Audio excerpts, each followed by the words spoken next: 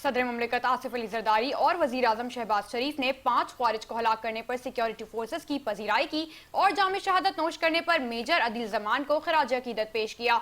सदर मुमलिकत ने मेजर अदील जमान को जामे शहादत नोश करने पर खराज अकीदत पेश किया, अहले खाना से इजहार ताज़ियत किया। उन्होंने कहा कि मेजर अदील जमान की जुर्रत और वतन के लिए अजीम कुर्बानी पूरी कौम के लिए बाइसे फख्र है।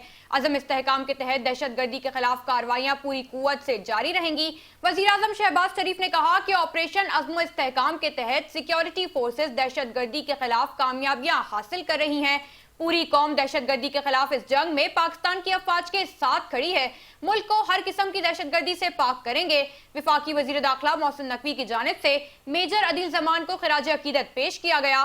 कहा कि शहीद मेजर अदील ने अपने खून से जुर्रत और शुजाअत की तारीख लिखी। शहीद मेजर अदील जैसे बहादुर सपूतों पर कौम को नाज है। कौम शोहदा और उनके खानदानों के कर्ज को कभी नहीं उतार सकती।